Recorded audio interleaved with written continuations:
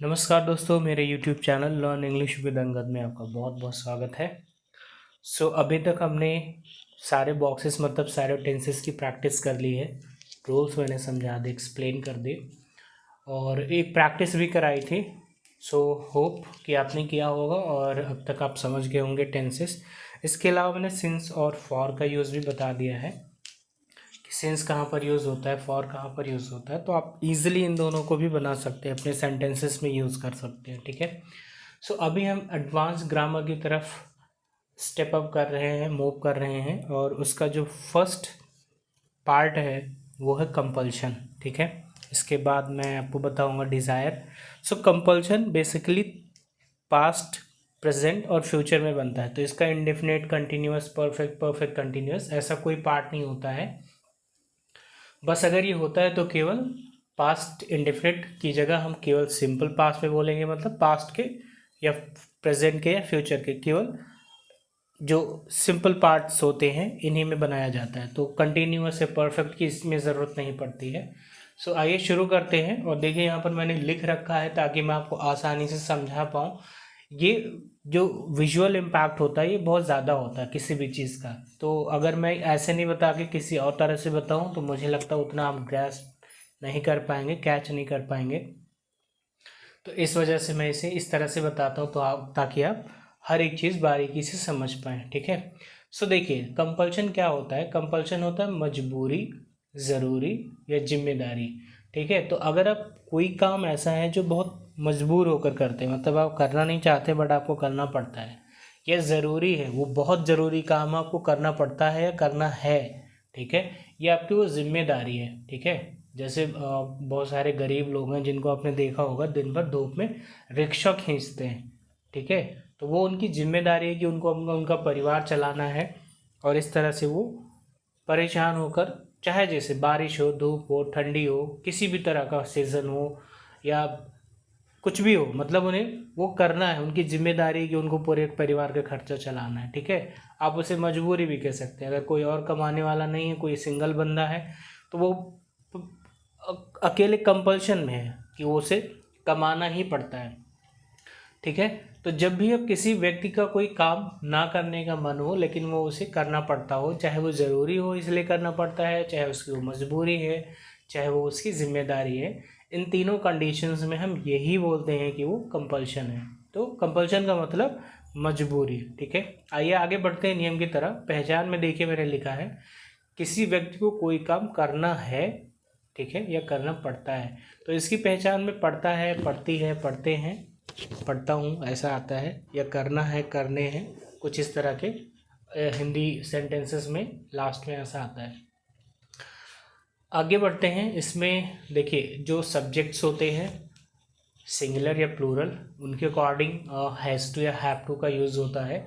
और जो मोस्टली लोग ग्रामेटिकली मिस्टेक करते हैं, जो ग्रामर में ज़्यादातर मिस्टेक्स करते हैं, वो ये होता है कि अगर मैंने यहाँ पर लिखा है डू नॉट हैव टू तो V1 आएगा। इसका जो सिंगुलर का पार्ट है यहाँ पर देखिए, यहाँ लिखा है डज नॉट हैव टू। तो लोग मिस्टेक कहाँ करते हैं, डज नॉट हैज़ टू लगाकर, क्योंकि इसका देखिए पॉजिटिव जो है वो हैज़ टू में बना हुआ है। ये यहाँ पर ये हैज़ टू है पॉजिटिव। ठीक है। हैज़ टू प्लस वर्ब की फर्स्ट फॉर्म आई है। तो जब हम डज नॉट बोलते हैं तो वो यहाँ पर हैज़ लगा देते हैं और इस तरह से ये गलत हो जाता है। तो आपको यही ध्यान रखना है कि इसमें हैज़ नहीं आना चाहिए नेगेटिव में, ना तो इसके नेगेटिव में ना तो इसके। तो सिंगुलर हो या प्लूरल हो, दोनों के नेगेटिव में हैज़ नहीं आएगा। पॉजिटिव सेंटेंसेस को पहले समझ लेते हैं, उसके अकॉर्डिंग हम आगे बढ़ेंगे फिर। तो देखिए इसमें क्या है, आई, वी, यू, दे या कोई प्लूरल सब्जेक्ट। ठीक है। कोई प्लूरल, जैसे मैंने कहा बच्चे, ठीक है, मेरे फ्रेंड्स।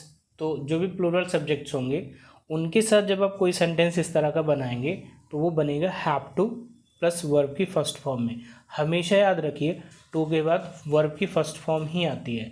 ठीक है। और नेगेटिव जब बनाते हैं तो डू नॉट हैव टू आ जाता है। तो ये जैसे हमने प्रेजेंट इंडेफिनिट किया था उसके नियम में हमें V1 या V5 या डू नॉट प्लस V1 या does not plus V1 use करना था। सेम स्ट्रक्चर पे ये भी है, बट चूंकि एक दूसरा ग्रामर है, दूसरा रूल है इसका, तो इस वजह से हम इसे इस तरह से बनाते हैं, ठीक है। तो यहाँ अगर आप देखिए ये हैव टू प्लस V1 है या do not have two plus V1 है, और अगर ही शी इट या सिंगुलर, जैसे मैंने बोला रवि, ठीक है, कोई एक लड़का या कोई एक बच्चा, कोई एक व्यक्ति, इस तरह का कोई भी सब्जेक्ट जब आप रखते हैं तो वो बनता है हैज़ टू प्लस V1 में, और अगर इसका नेगेटिव बनाते हैं तो does not have two plus V1 में बनता है, ठीक है।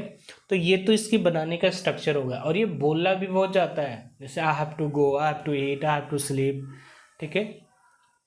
He has to go, he doesn't have to work this और कंप्लीट दिस, ऐसा कुछ, मतलब उसे ऐसा नहीं करना पड़ता है या नहीं करना है। तो जो भी इस तरह का सेंटेंस आप हिंदी में बोलते हैं उसको इंग्लिश में हमें ट्रांसलेट करने के लिए have to, has to, do not have to या डज नॉट हैव टू का ही यूज़ करना पड़ता है।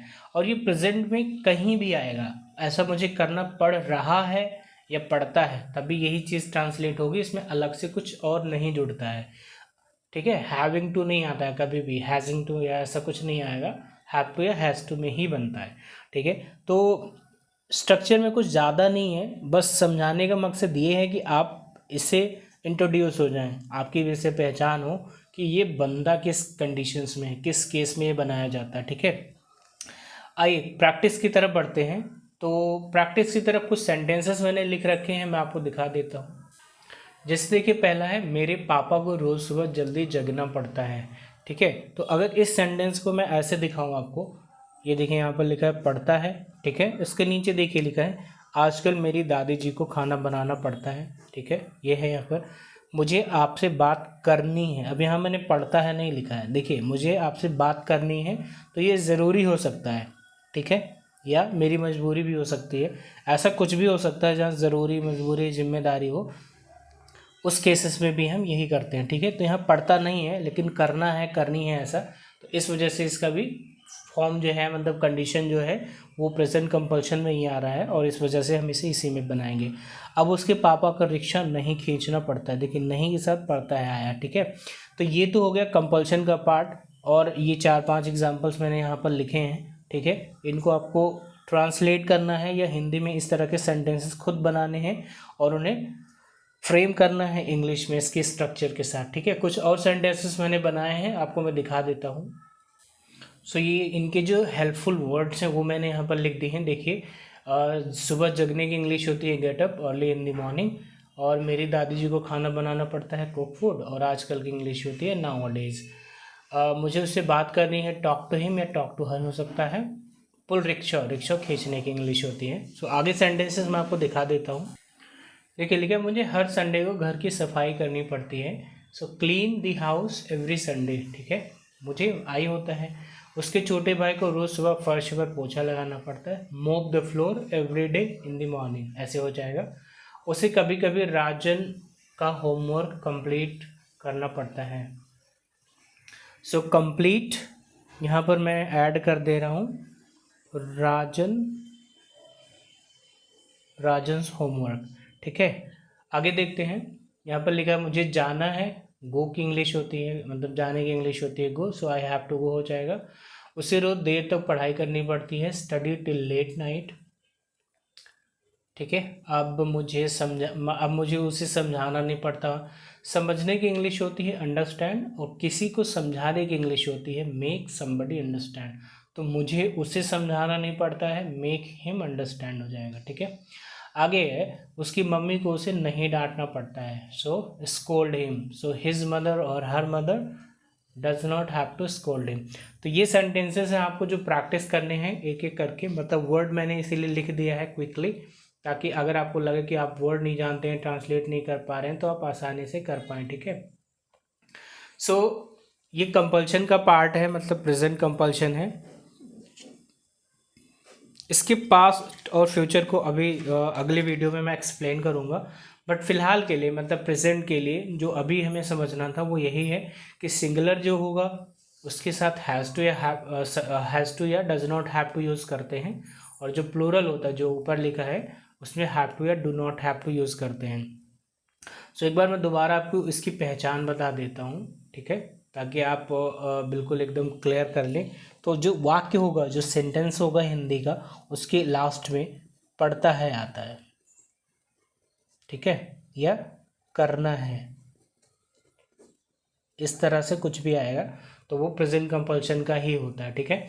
सो मुझे लगता है आप समझ गए होंगे, कुछ ज़्यादा नहीं है, बट ये बोलते बोलते आ जाता है, बहुत आसानी से आ जाएगा, बिल्कुल घबराना नहीं होता है, क्योंकि सीखने का जो प्रोसेस होता है वो किसी का बहुत फास्ट होता है, किसी का बहुत स्लो होता है। सो धीरे धीरे सबको आ जाता है, ऐसा कोई नहीं था जो पहले से ही सीख कर आया है, तो आप बिल्कुल घबराएं नहीं।